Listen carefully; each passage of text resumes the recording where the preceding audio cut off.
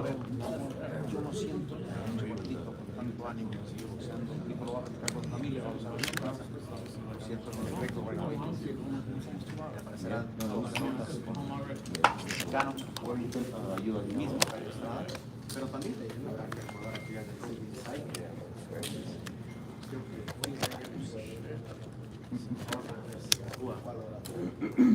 José Ríos dice la tenía 7-5, sí, más o menos. Ricardo Benavides me empieza a comentar, la gente que está suscrita dice muy bien Gallo Estrada, creo que el chocolate quiso aceptar muy tarde, sí, muy tarde. Él dice el chocolatito conectó poco, pero conectó mejor, pero le pasó más volumen. Completamente de acuerdo contigo, el volumen de golpes, quizás los golpes de poder fueron por parte del peleador nicaragüense, pero a ver, el volumen, la velocidad, los contraataques, yo llegué a contar 14 ataques en una ráfaga de Gallo 5. Sí, la tengo aquí, compadre. Es muy gentil. Es esta, ¿no? 14, 12. Gracias. Ahí está. Aquí me estaban, gracias, compadre. Ya la mandó aquí. Suéltalo. Mi Robert, colega. Estaba pasando las tarjetas, yo que tenía una de crédito, una de débito, solamente fueron las boxeos, entonces ya saben que saludos a toda la gente, ya saben que no soy bebista, pero bueno, pues creo honestamente que no se deben ir, aquí viene ya a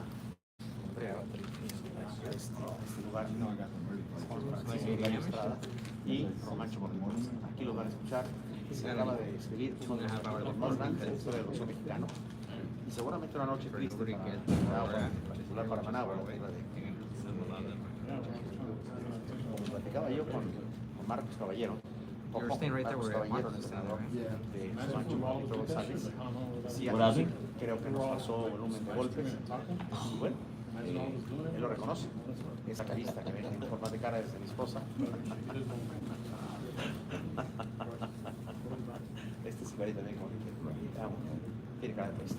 Tiene cara de revista, pero usted así como cara de revista la quiere.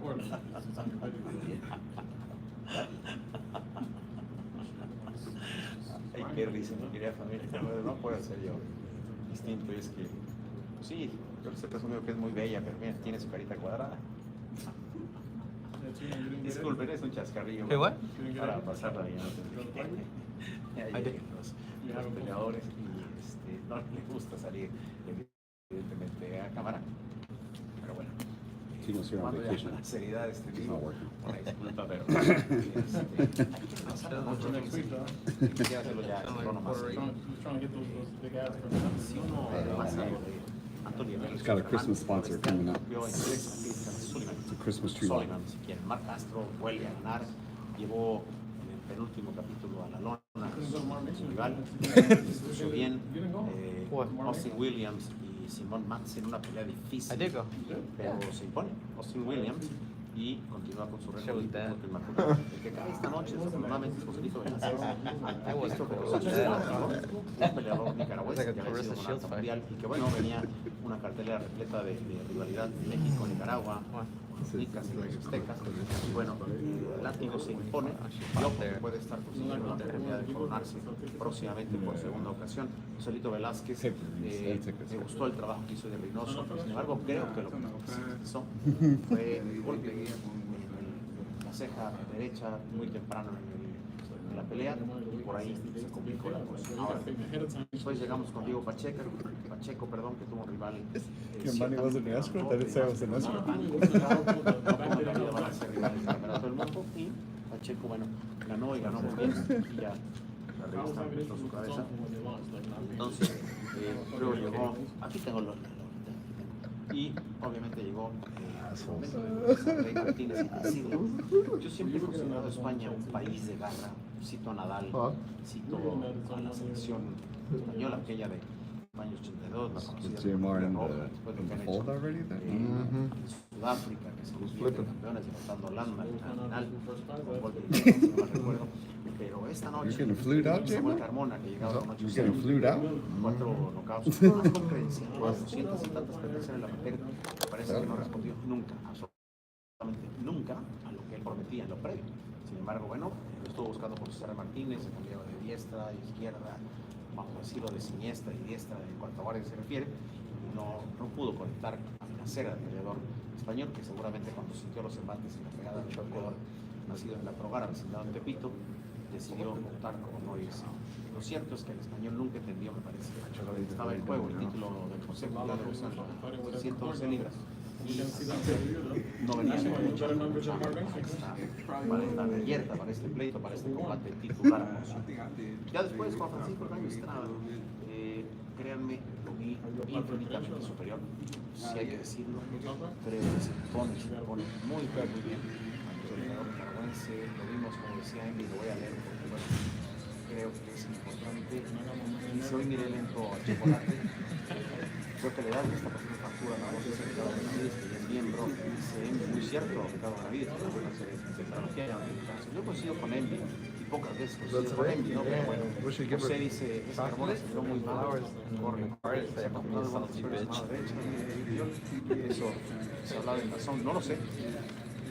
Yo vi las peleas, pero no las escuché, hay que ser honesto, no las logré escuchar en la zona, pero bueno.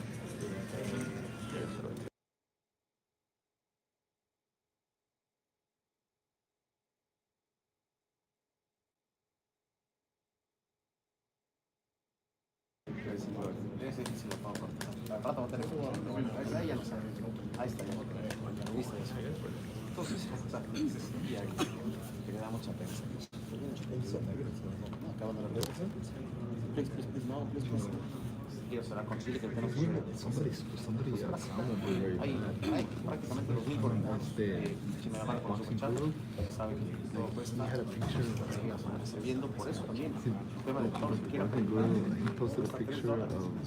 Canelo or exclusivo, creo que ya vamos a arrancar con el barbero, es una exclusiva oficial y nada, ahí estaremos grandes tipo entonces a punto está de que llegue ya el equipo de, no sé si aparezca Roman Chocolatito Gonzalez, lo vimos gritado, lo vimos triste, grande, campeón, 4 divisiones, 5, 7, 8, 12 y 115 son las divisiones que ha conquistado y 5 o 6 campeonatos del mundo.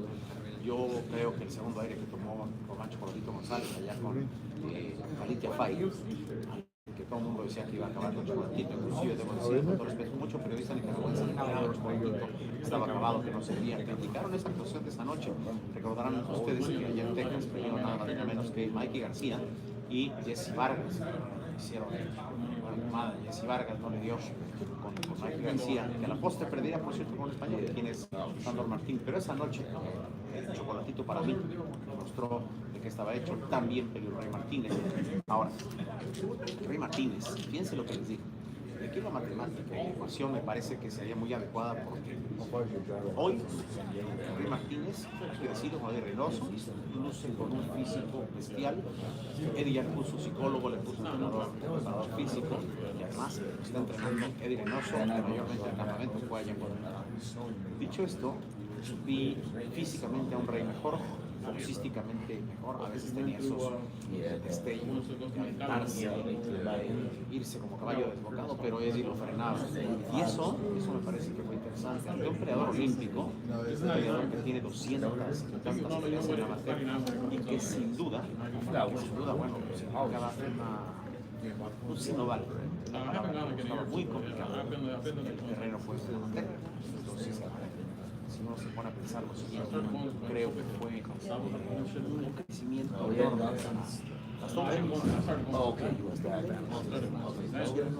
Estoy aquí coordinando la revista.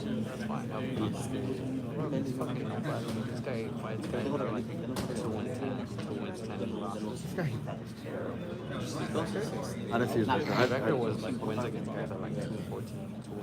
Vamos, que sí, y aquí viene la ecuación que quiero plantearles. Y digan ustedes si estoy loco o no.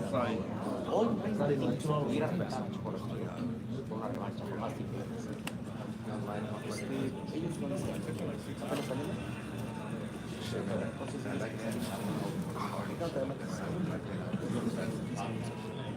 un segundito, la cita estoy aquí. No guardarte la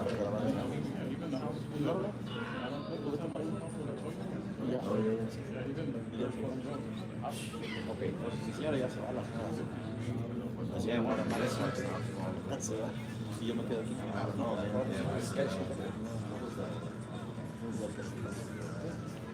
estar en contacto con el tipo, por medio de chamar. Está haciendo frío aquí en Arizona, y créanme, yo vivo en Las Vegas, pero es frísimo, pero esta noche aquí está bastante bien.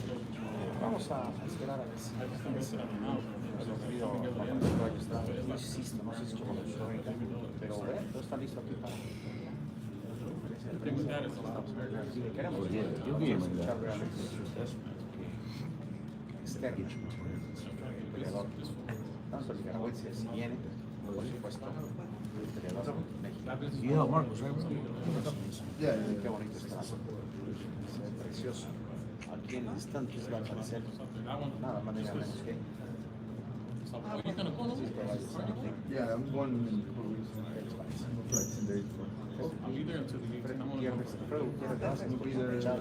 No, Orlando debería utilizar Chino, where you live at? You know that? Así es, ya voy a estar considerando un poquito. Si pudiéramos esperar la conferencia de prensa, y si no, bueno, despedimos el 2000 y eso valor mucho más súper chavo. Dice, ese carbón salió muy mal, corre, me dice, ¿crees que Roman Chocolatito Gonzalez hoy en día es un peleador que si bien no es veterano, pero sí es un veterano. ¿Qué me refiero? Ha peleado en muchas ocasiones y ha pasado cada uno con nadie, fue noqueado por Roman Chocolatito. Hoy creo que es sigo, la pelea anterior también. En su momento aquí González se soltó por lectura, no por la calidad que está elegida, pero la capital mexicana tuvo una pelea complicada aquella noche, recuerdo. Si no mal está mi memoria, era dentro de la pandemia, esta maldita pandemia que se va. Entonces yo, con todo respeto, imagínense si hoy 115 libras se vio tanto lento, no tuvo el volumen de golpes y la agresividad del Chocolatito, si agregamos 3 libras más, además con un rostro como el japonés, que también hay invicto, que para mí tendría que ser el número 1 libra por libra, pues creo que con eso te contesto, si no fuera su asesor, su manager, de ninguna manera. Dice Ricardo Benavides, no, para nada de mí ya no tiene caso una cuarta pelea, creo que el gallo, ¿no? Tiene que buscar otro rival, habla de Martínez, creo, no está el gallo, mira, se lo reitero, hoy el equipo de Reynoso y Rey Martínez tiene que haber visto sí o sí el gallo y el chocolate.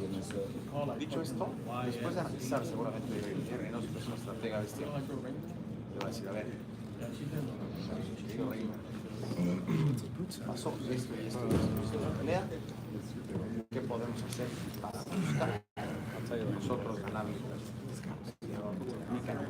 Yo les digo algo, me parece que sería sumamente vendible comercial y en todo sentido, una pelea muy llamativa, que Gallo Estrada se fuera por su rumbo de buscar al Bam Rodríguez, a Joshua Franco, aunque ya se fue pues el Bam una división mejor. Pero sí me parece que Rey Martínez debería buscar a Chocolatito.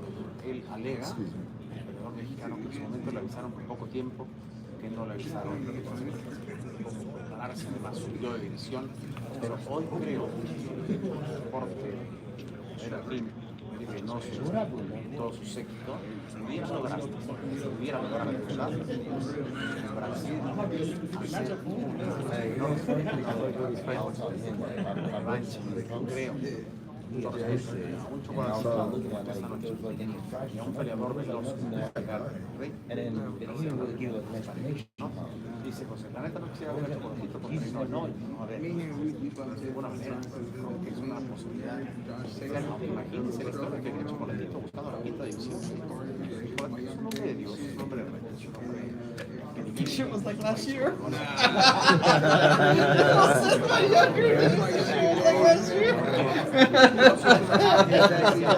Back in the day? You tell us the truth, bro. I got a brother like that too, like back in my days. I think you're 20 years old, bro. You show that Bob, Voy a ir a México. vamos a buscar una hazaña enorme. Oh, you're going for that. Caray, Do you want to tell people Or what? Your home screen? The other one's on his home screen. Even I, bro.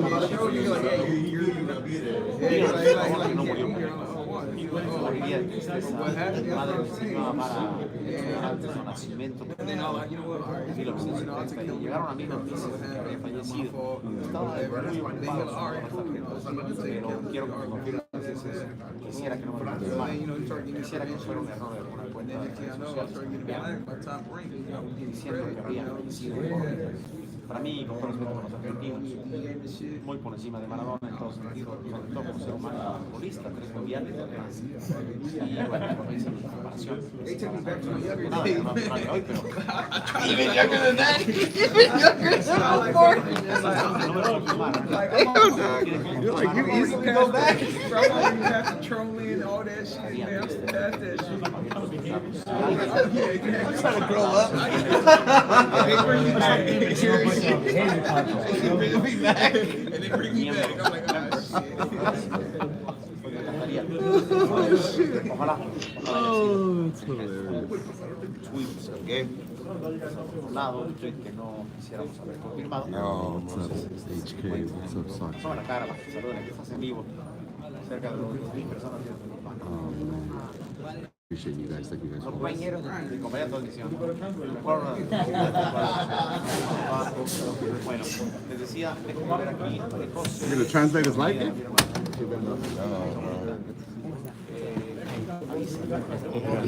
No, man, I'm at door. Not after.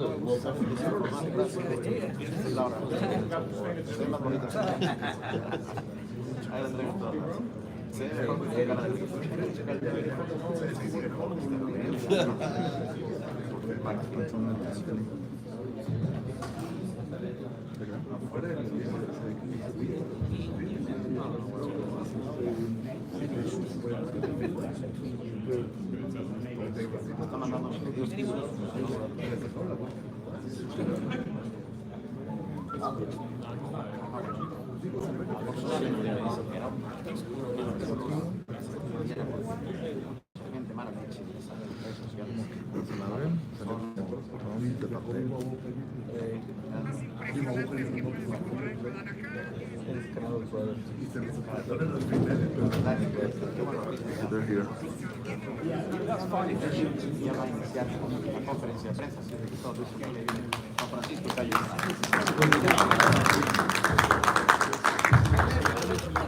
Ahí está el Gallo Estrada, vamos a escucharlo.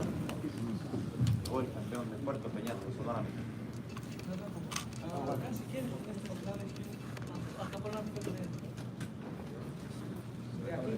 Porque vamos a compartir el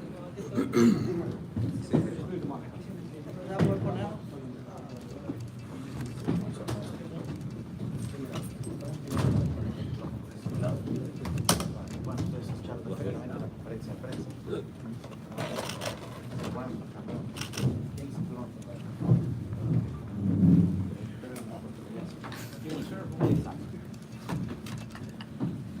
Well, good evening, everyone. After a fantastic fight, as we expected, Juan Francisco Estrada, WBC Ring Magazine Super Flyweight World Champion, over to the floor for questions.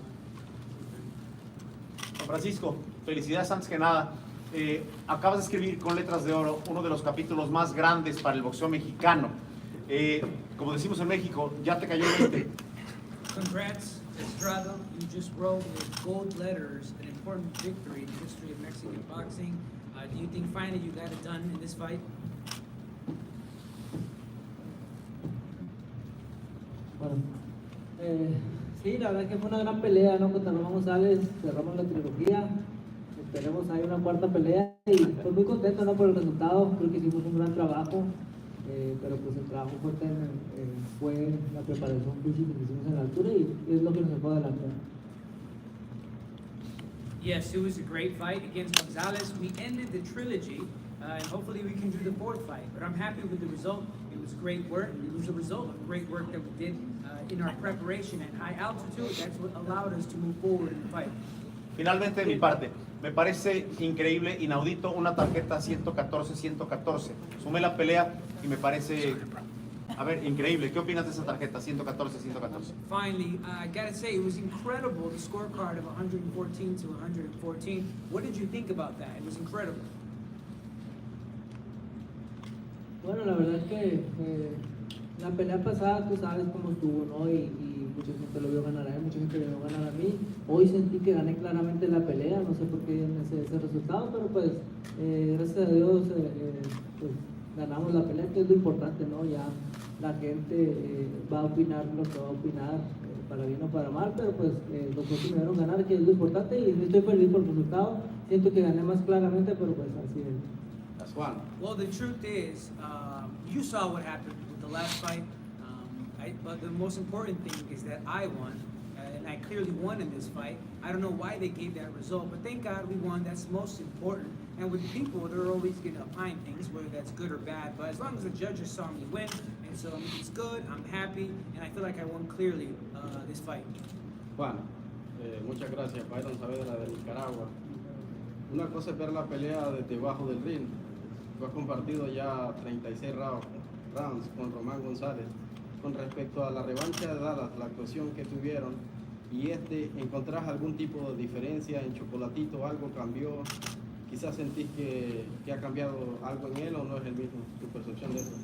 One thing is to see the fight inside the ring, it's another thing to see it from outside of the ring. You've shared 36 rounds with Roman, and so with regard to him and the difference between now and the fight in Dallas, do you think that something changed? Do you think he's no longer the Roman Gonzalez of before? Bueno, la verdad que yo en las tres peleas lo sentí igual, lo sentí fuerte, lo sentí como él es, ¿no? Él va de menos a más, pero hoy nos ayudó mucho la preparación física, que es lo que nos sacó adelante, y pues Román González todavía le queda mucho camino por delante. Mucha gente dice ya está acabado, pero pues yo no le veo lo acabado, ¿no? Es un gran peleador, y como dije, él se merece una cuarta pelea. Well, in those three fights, I felt him all the same. He was always strong like he is. He always goes from less to more. Today what helped us is the physical preparation. That's what allowed us to move forward. And I still feel like he has a long road ahead of him.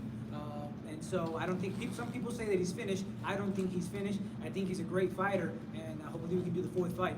But are you finished with the trilogy? You want us to be over?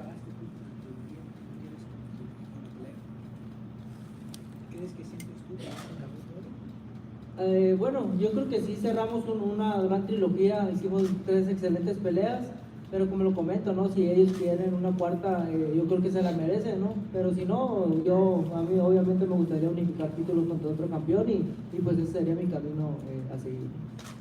Yes, we ended the trilogy. There were 3 excellent fights, but if they want the fourth fight, I think they deserve it. But if not, then I'd like a unification fight against another champion. That looks like it's the path that I'm going to be following. Bueno, el último round te lo guardaste, por decir de alguna forma. ¿Estabas pensando en atacar más duro en ese último round, o fue la motivación del momento? ¿Cómo fue? Porque sí, te viste mucho mejor este round que los pasados, ¿no? Que el 10, que el 11. You looked a little better in the last round than in the previous one. Were you holding it in so that you could do everything in the last round? Bueno, íbamos round tras round, ¿no? La verdad que cuando él apretaba, nosotros también tenemos que apretarnos. Mi entrenador me decía, tenemos que llevar round tras round, no dejar que nos gane ningún round. Obviamente me ganó 1 o 2 rounds, pero pues él es un gran peleador, ¿no? También, y pues gracias a Dios ganamos la mayoría de los rounds, que es lo importante. Pero pues sí, mucha gente me gritaba gallo y yo los escuchaba, y pues obviamente me motivaba por eso. We would win or try to fight round by round. When he would tighten up, we would do the same, but we would fight round by round. I wasn't trying to allow him to win a single round, but he did win some. But what can I say? He's a great fighter. But thank God I won the majority of the rounds. That's what is important. People were screaming my name, Gallo, Gallo, and that's what motivated me to keep going forward. Dear Eddie Hearn, with all my respect, can I ask a question to the trainer? Because he's trained forever, and I believe he deserves to be here. José Alfredo, ¿puedo hacer una pregunta? Ven, amigo. Por favor. Thank you for the opportunity, Mr. Eddie Hearn. José Alfredo, antes que nada, felicidades. Siempre he pensado que los entrenadores mexicanos son los mejores del mundo. ¿Hoy crees que te colocas al lado de los Eddie Reynoso, de los Joel Díaz, los Manny Robles y los Robert García? Acabas de ganar una de las trilogías más importantes del boxeo mexicano. Alfredo, first of all, congrats. I've always felt that the Mexican trainers are the best in boxing. Today, do you position yourself among the likes of Eddie Reynoso, Manny Robles, and Robert Garcia? You just won one of the most important trilogy fights in history. Bueno, El micrófono. primero que nada, muchas gracias. Estoy bien agradecido con mi Dios. Pero yo creo que eso lo va a decir la persona, ¿no? Yo estoy abajo de la esquina de Juan Francisco, siempre apoyándolo. Yo creo que Juan Francisco es un peso chico. Yo creo que ahora que estamos peleando más acá en Estados Unidos, yo creo que puede ser que me conozcan más, ¿no? Pero yo estoy muy agradecido con Juan, que siempre ha confiado. Es todo. Felicidades. I'm very grateful to my God. Some people will say that. It's up to the people to determine that. But I'm just below in the corner with him, supporting him. He is in the smaller weight classes. He's fighting more in the United States. And perhaps people will know me more as a result. But I'm just grateful for him, with Juan, for believing in me. That's all. Juan, en tu vida personal estás viviendo un proceso muy diferente. Cuando se dio la revancha no eras papá, ahora eres papá. Te veo como un padre amoroso. ¿Qué motivación ponen ahora tus niños en tu carrera como boxeador? Your personal life is different. Perhaps in the rematch you weren't a father yet. Yeah, now you're a loving father. How has having children motivated you? Bueno, la verdad que pues yo creo que todo padre cuando tiene sus bebés pues es algo motivante, ¿no? Y eso nos motivaba pues muchísimo en los entrenamientos. De hecho, pues tuvimos un mes y medio, después fueron a visitarme a la altura y eso me motivó más. Y pues obviamente en la pelea, ¿no? Siempre uno tiene que luchar por sus hijos, por su familia y eso es lo que sí me va. Well, all parents, when they have babies, it's very motivating. So it was very much motivating for me. And even in the training session, because I spent a month and a half without my family, and then they visited me at the high altitude where I was training, and that motivated me more. And in the fight, of course, you always have to go in there and fight for the kids and fight for your family, and that's what I did. Gallo, ¿no has pensado en, si no se da esa unificación de 115, subir a la 118, donde está claro pues el monstruo de Noé? Have you thought if you can't unify your division, move up a division and fight where, Monster Inoue is there? Bueno, obviamente sí me gustaría una pelea con Inoue, pero sin duda me interesaría más unificar títulos, ya que desde Mosca es mi sueño, ¿no? Es algo que quisiera unificar los 4 títulos y aparte pues no batallo todavía para peso supermosca. Well, I would like to fight against Inoue, but without a doubt. But what interests me more is to unify belts. It's been my dream to unify since I was at flyweight, something I've always wanted. And so I would like to unify, but also I'm not really struggling to make super flyweight yet. Champ, you didn't just win the trilogy tonight. Over the last 10 years, you've gone 5-2 in a 4-way series of fights with Carlos Cuadras, Chocolatito, and Sri Saket Romwisai. How does it feel to be the biggest winner in one of the great series in boxing history over the last 10 years? Bueno, muy contento porque todo el trabajo que hemos hecho ha valido la pena. Como siempre los campamentos han sido fuertes y eso es lo que nos ha dado la victoria en cada pelea y muy contento porque pues a lo mejor eso es que nos metan al Salón de la Fama o al libro de la historia del boxeo mexicano y pues eso me pone muy feliz y pues todavía me queda mucho camino por delante. I'm happy because it shows that the work that we did was worth it. Camps have always been hard, but that's what gave us the victory in each fight. So I'm happy, and maybe this victory is what gets me into the Hall of Fame, into the history books of Mexican boxing. I'm very happy, but there's still a long path ahead of me. Eddie, as a promoter, what is the smartest, most lucrative next fight for Juan? I mean, the Chocolatito fight will always be the biggest, perhaps. Thank you. The Chocolatito fight will always be the biggest, I think. But I think we're trying to make as many unified and undisputed champions as possible in the weight class. I think every division should have one champion.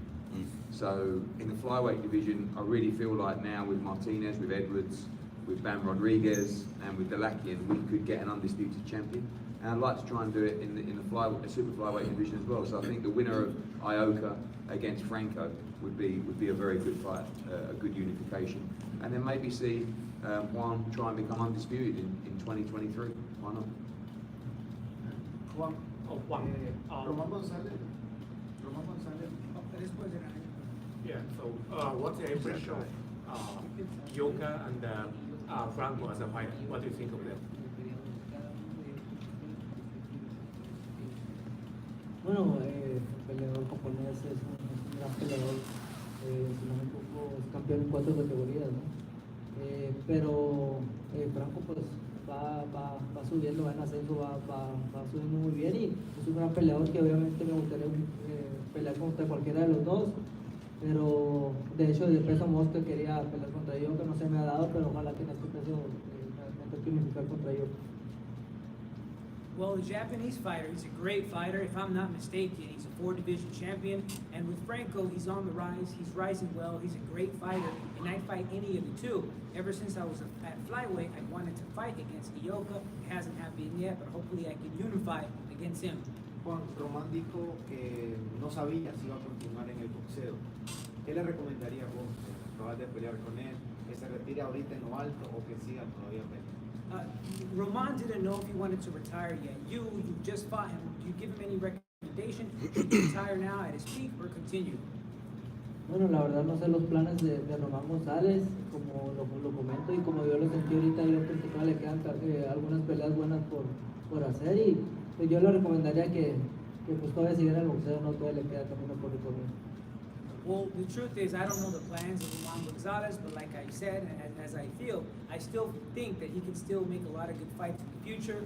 My recommendation would be that he stays in boxing because he has a long path ahead of him. Guys, 2 more questions if you have. For Eddie Hearn, please. Eddie, could you describe the magic of Phoenix, of this beautiful arena? Because you have been traveling around the world, United Kingdom, you name it. But what about Phoenix, and you have plans to keep working here?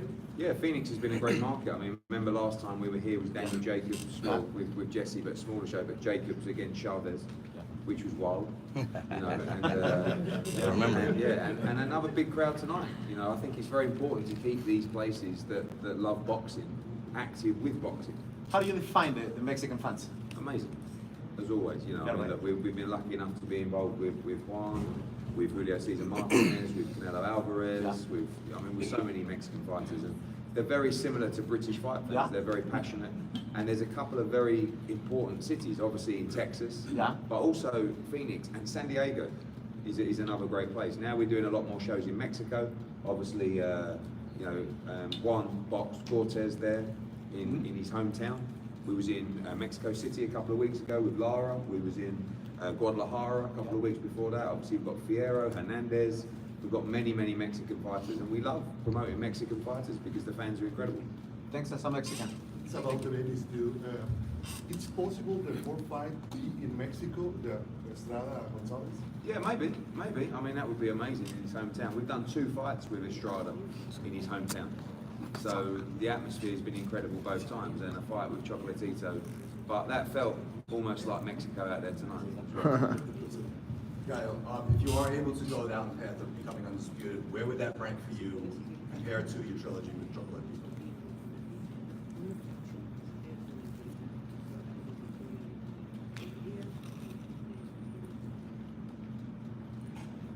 Bueno, yo creo que son 2 cosas muy distintas, ¿no? Pero pues sin duda a mí me gustaría unificar los 4 cinturones. Yo creo que eso ya me metería en el Salón de la Fama sin duda y pues esta trilogía también yo creo que va a quedar en la historia del boxeo y pues es una de las mejores de la década. Well, I think those are 2 different things. Without a doubt, I want to unify the 4 belts. That would for sure get me into the Hall of Fame. I think that this trilogy as well got me into the history books of boxing because I thought it was one of the most important trilogies or fights of the decade. I can't imagine anyone in this room who will not already vote for the Hall of Fame. Muchas gracias. Ojalá que sí sea. Thank you. Hopefully that's what happens.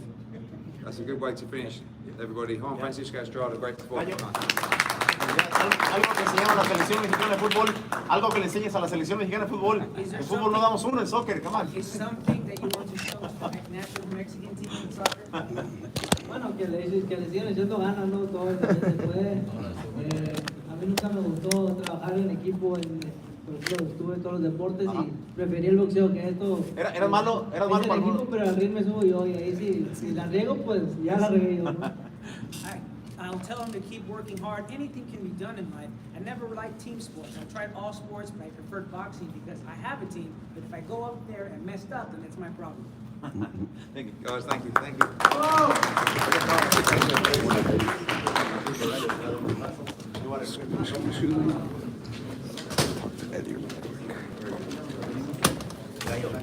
Esta fue realmente la última pelea entre tú y Chocolatito. ¿Cómo la recordarás? La historia y cómo es tu amistad con...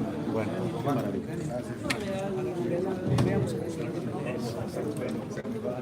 Gracias.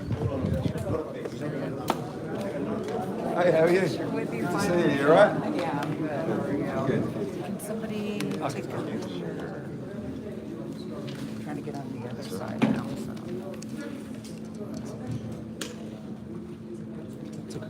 Eddie, what's more likely, the fourth fight with Chocolatito or the Yoka Franco? I mean, look, in terms of fights you'd want to see, you'd always want to see another Chocolatito Estrada.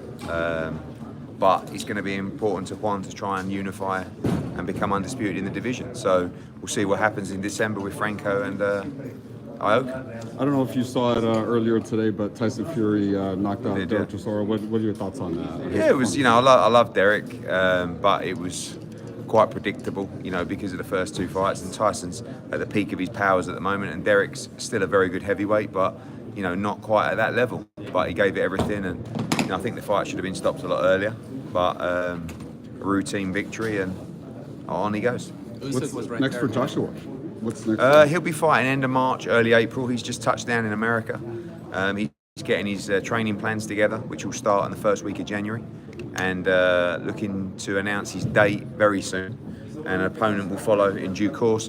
I think the opponent will come once he completes his training plans, because I think it's important to speak to the training team to decide who they want, because he would fight anybody, but obviously they'll want a specific fighter to develop working with him and moving forward. Is he shopping trainers again? I think he's always, you know, looking and learning and speaking, and, you know, had a good experience with Robert Garcia, but I think he's definitely looking at his camp and how he can improve it for the next one. Of all your prospects, where do you rate Pacheco?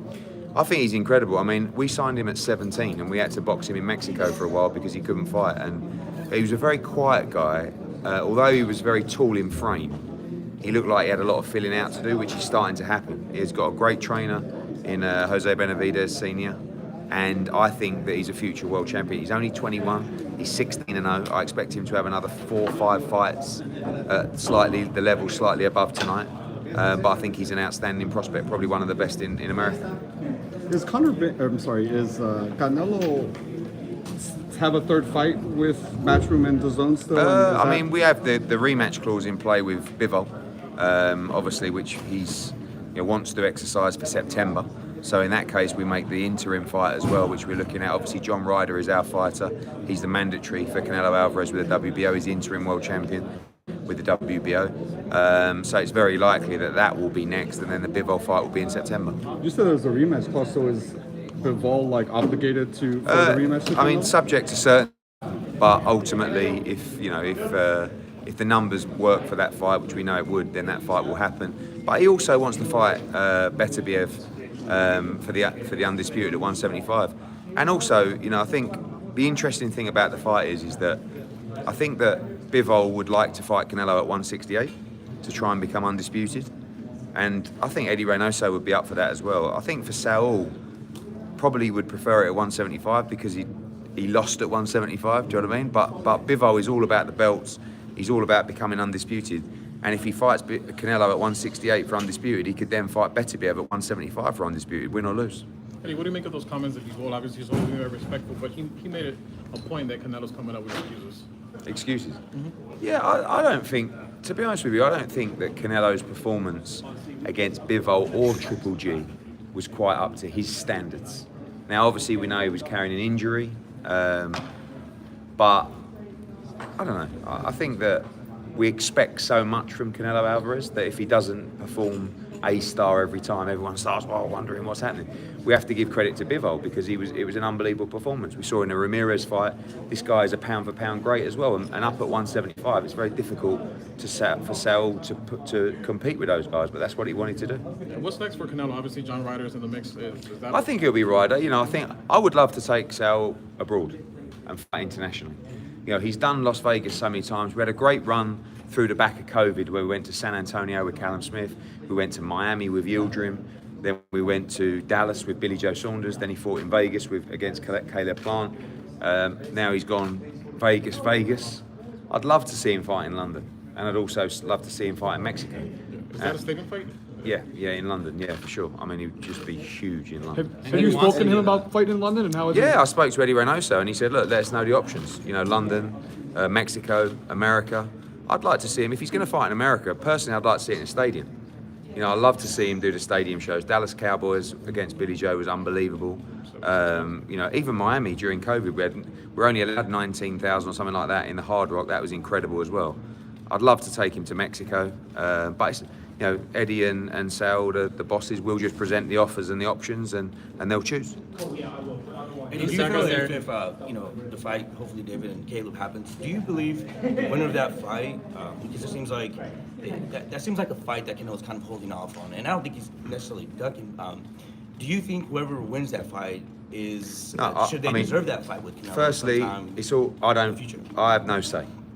You know, it's all down to Eddie Reynoso and Saul. I don't see any point in a Caleb Plant rematch. He beat him up and he knocked him out after a good start from Caleb Plant. I think the David Benavidez Canelo Alvarez fight is a big fight if he beats Caleb Plant. And you know, I've been very lucky to get to know Canelo. He would never ever duck one fighter. But he also feels like, not that you have to earn your shot, but you know, you can't just fight nobody and get a shot. And expect the fight. And I think David Benavidez would agree. He's boxed nobody so far at elite level. Right. The Caleb Plant fight is a fantastic fight. That's exactly the kind of fight that should be getting made. If he beats Caleb Plant, I think he can scream from the rooftops for a fight with Canelo Alvarez, and I expect him to get that. Obviously, Canelo's plans this year are maybe John Ryder and Dimitri Bivol, but then after that, a Benavidez fight would be very big. Who would you like to see Bivol next? Obviously, I would imagine it's going to be a fight in between the Canelo. Yeah, I mean, well, you got, you know, Betabiev's fighting at the end of January, and then it's Ramadan, so he's probably not going to be around until the end of summer.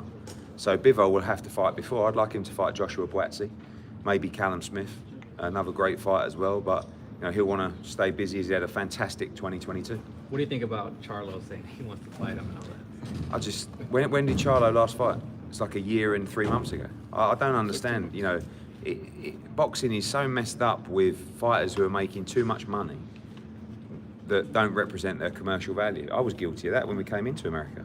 But these guys would rather not fight. It tells you how much they love the sport and care about their legacy, where really they're just happy to just drive around in Lamborghinis and not really get in the gym. That's why I have so much respect for Canelo, because he actively wants to fight. You know, he could just have a year off if he wanted to and just go on holiday.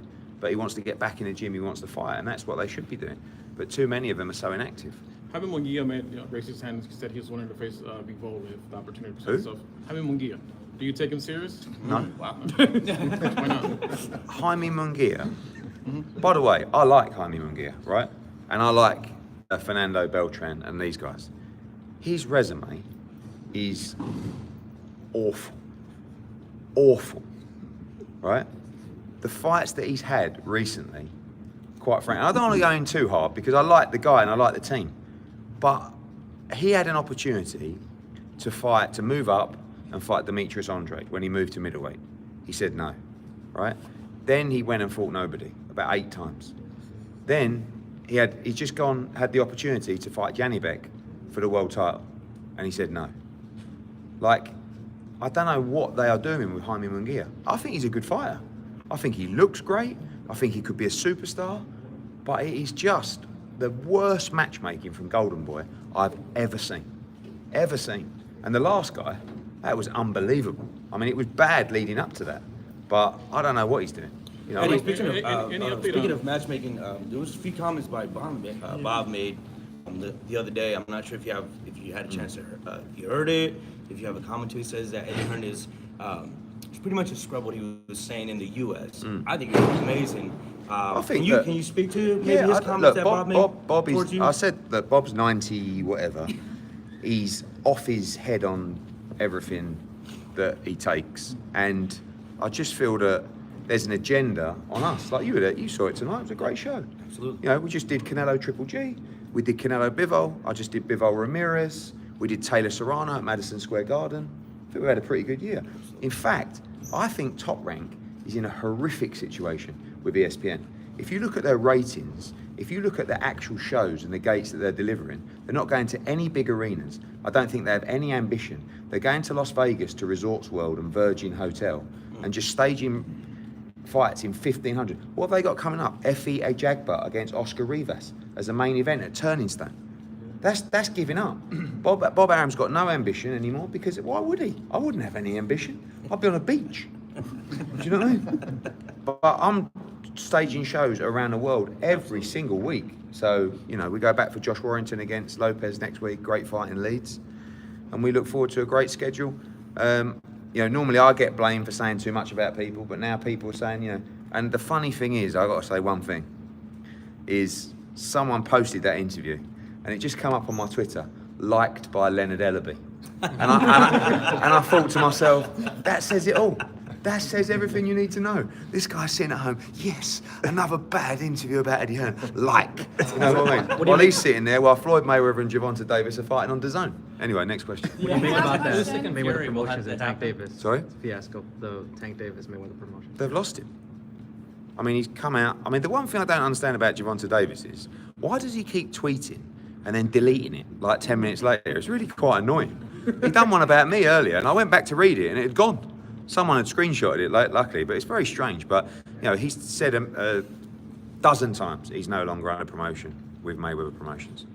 So, have you had a chance to talk to him? I know the last time we spoke about this, you know, Leonard Ellaby and Mayweather Promotions sent you a document saying you couldn't talk to him anymore or talk about him. I don't know if he has still the chance or has he reached out to you? Maybe. Question. So is that fight not going to be a statement? I just want to thank you for being a big promoter of women's boxing. And what are your thoughts about women's boxing? I think it is unbelievable. I think it's fantastic. In fact, I'm negotiating the Katie Taylor and Amanda Serrano fight at the moment, and I say I can't believe the numbers that we're talking, but it's just deserved. You know, but if you would have said to me the money that these two are making for the rematch a year ago, let alone 3 years ago, I would have said absolutely no chance. They want to fight each other. They want to fight the best. The champions want to fight the champions. Every champion wants to be undisputed. There's no politics. There's no egos. It's so refreshing. Eddie, is your legal issues with Jake Paul having an issue between Amanda Serrano and Dick Taylor No, that's the legal situation is ongoing, but the negotiations are also ongoing and not had any effect on that at all. Eddie Tank against Ryan Garcia is going to be exclusively on DAZN then? No, I'm not involved with that, but as I understand it, I know, but obviously it's Showtime and DAZN. And brilliant by Stephen Espinoza and Joe Markowski, those guys, to get that done, because that is a great fight. That is one of the biggest fights in boxing. You know, two very different fan bases, two very different fights. I hope it happens. Would that open the door for maybe a Gennady Golovkin, Jamar Charlo? Yeah. I mean, I just don't see Charlo as a draw, honestly. Like, I don't know, you know, I don't see how you can build the profile of a fighter when he's inactive for 15, 16 months. More than that, because he's not going to fight this year. He's not going to fight in January. He's not even in the gym. So, I think, Gennady Golovkin against Jaime Munguia, now that's a fight that could be a lot more interesting, in my opinion, and a lot bigger. Listen, if I'm Jaime Munguia, I'm trying to get a fight with Canelo Alvarez. For me, that's a massive fight. But at the same time, you've got to beat opposition, like we said earlier, to put yourself in the hat for that fight. Eddie, do you think I'm from Nicaragua. Hi, I'm from London. Hey, I'm talking to, I want to ask you about Christopher Rosales. He's Yeah. alive now, 112 pounds, beating Joselito Velasquez. Before the fight, he said he's killed or dead. For me, I don't have tomorrow. What do you think about his presentation tonight? I thought he was fantastic. I thought it was a very close fight, actually. I tweeted at the end of the fight saying maybe a draw, and everyone went, no, Rosales won easy. So I got that wrong, but I thought it was a really good performance. I felt that after the Martinez fight and then he lost again, I thought that was the end of his career. But he came back. He looks very good, looks very healthy, and I think he has a big future. Eddie, piggybacking on like the women's boxing, you're talking about they all want to unify and all those type of fights. It seems like the only places we're getting fighters that want to fight for those kind of fights are in the women's division in total, and then like the lower weight divisions in men's. What can we do in boxing as a promoter, as fighters, just to kind of rectify that, where the other divisions have that same gumption to do the same? It's just like money. I mean, you look at Terence Crawford. I don't know whether it's true. He's making 10 million to fight David Avanesian. It won't. It what? 7. I mean, it won't do 10,000 buys. 10,000, right? If it's $60, right? It won't do 10,000 buys. So, like, if you're getting paid that much to fight Avanesian, you want 20 to fight Spence, or you want 25, which is still too much money. So everybody's like just going mad. And the problem is, if it's out there, you know, I say it's not the right commercial price or commercial value, but if it's out there, you know, it's just madness. But I just feel like you're going to be inactive. These guys are so inactive. Like Errol Spence now, you know, I mean, when's he going to fight? They're talking about March, maybe against Thurman or something like that. But Can anybody promote Terence Crawford? I mean, could you promote Terence Crawford? I mean, not for that sort of money. but at the same time, he's an unbelievable fighter. Right. But the way you promote a fighter is you build them. You have to get hold of them early enough. Diego Pacheco is a good example, right? He turns pro at 17. You start boxing him on these big shows. He looks good. He starts knocking people out. He's from South Central LA. Then you fight him on a card all of a sudden, and you hear a much bigger round of applause when he walks in. And you go, oh, and that happened about a year ago. Now, every show, like again tonight, and then people walk away tonight and they go, see that Diego Pacheco? Yeah, he's someone we can get behind. He's 21. When he gets to 23, he's going to be headlining in LA, and he'll be selling out the old StubHub there, right? Right. And that's how you build a fighter. Terence Crawford is now like 34. Yeah, brilliant fighter, pound for pound, maybe pound for pound number one. But I feel like they should have built him more. It's difficult because you want to just fill arenas with him in Nebraska, but you can't generate the gate you need in Nebraska. But for me, visually, when you turn on the TV and you see a guy who's selling 10,000 plus, that's when you're building a star. Same with Deontay Wilder in Alabama, when they went there and done that. It's wild, you know? But Americans and everybody will tune in and see. It's like tonight. If you tuned in tonight, you go, wow, it's wild in there, great atmosphere. So you're immediately engaged. If you turn on somewhere and it's empty, you just think, this guy's no star. So building a fighter is not something you can do at 34. Right, but I mean, so Terence Crawford, as good as he is, as we as people within the sport know, as good as he is he a lost cause? No, I mean, it's not a lost cause because he's pound for pound number one. You can't be that. But what I'm saying is, the problem you have in this country is Terence Crawford could walk down Glendale in the mall, right, or in Phoenix or wherever, and no one would have a clue who he is. That's right. And he's the pound for pound number one in the sport. I find that unbelievable. Yeah, so do I. I guess my question is that how can that be good for the sport? No, it's not. But I think it's a mixture of laziness. I think it's also boxing has a tough time because there's so many different sports ahead of it in the pecking order here. Like if there's a British champion who walks into a shopping mall, they'll get mobbed because boxing is probably the number 2 or number 3 sport. It's different. You know? Right, guys? Eddie, what do you think of Usyk and Jerry in the ring after tonight? Yeah, I think how it's difficult is it going to be to make that fight? No, I think it'll be pretty easy. I think there'll be a lot of money for that fight in the Middle East, so I think it'll be made next. What's the steps that will get you there? Money. Yeah, they'll just talk and money. Obviously, the belts will have to be on the line because Saudi will want to make sure that it's undisputed, and there's a few hurdles to overcome. But I think they'll get there. First half of the year. What? First half of the year. Oh, yeah, I think they're talking March or something like that. For all the fights you've discussed, what fight do you believe you can bring back here and pull the same crowd that you pulled tonight? In Phoenix? Yeah, Phoenix or here specifically. All right. Estrada Chocolatito 4? Okay. No. You know, I think there's some great fights to be made. I mean, obviously, I think that our schedule for the new year, I think we spoke about this the other day, where you got to target. I think we have to target these places like Phoenix. San Diego, I think, is another hotspot. We have a lot of Mexican fighters. We do 4 or 5 Mexican shows a year. You know, we've got all the young Mexican talent coming through as well. Jesse Rodriguez is going to be a big star for us as well. I'd like to see Anthony Joshua box over here. Maybe Canelo boxes in May. Bivol could fight in America as well. I think we'll do the undisputed fight with Serrano against Cruz first in the US, probably in New York, and then go over to Ireland for Croke Park in front of 80,000 with Taylor. So yeah, we're working on our schedule at the moment, and I think there's certain cities that we should definitely look to take a handle on. When is Hearn Ellerby going to happen? No, he's done, mate. Who's he got? What fighter does Leonard Ellerby represent?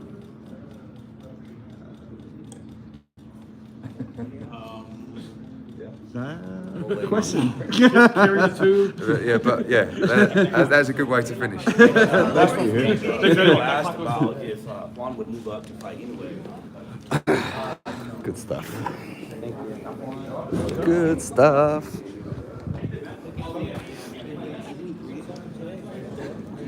You? What time are you guys flying back? Before I drove in? 8:50. Yeah, this guy drove in, bro. I'm gonna drive back right now. No, man. You used to fly driving. Who's this? Nobody's? Mine? 6 hours? 6 hours, bro? It was 6 hours? I mean, it took almost from LAX. Took me 6 hours. Yes, Chris, sir. It's gonna take me like 5 hours.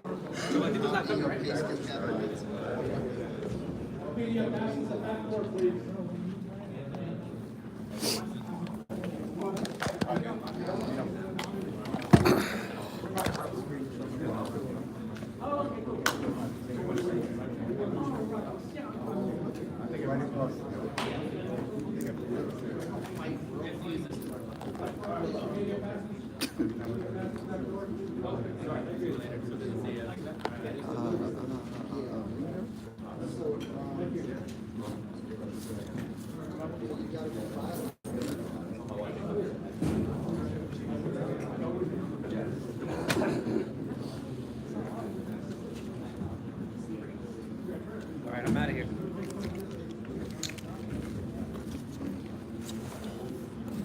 Chocolatito in the lobby or what? You're staying at that hotel, no? All right, brother. Oh, shit.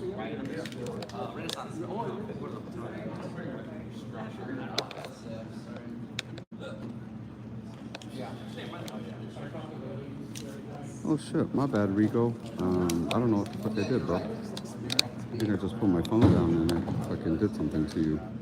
My bad, brother. How do I undo this? Oh, there you go. There, I think you're back. Oh shit, I'm pointing it. All right. All right, guys, appreciate you all watching. Thank you. That's it from Arizona. Yeah, much appreciated. Thank you all for watching.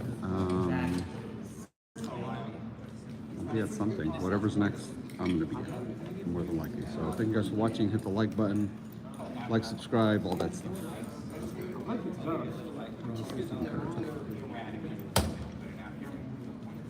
All right, appreciate you guys. I'm going to see what people said in here. What do I keep deleting messages? All right, see you guys next time.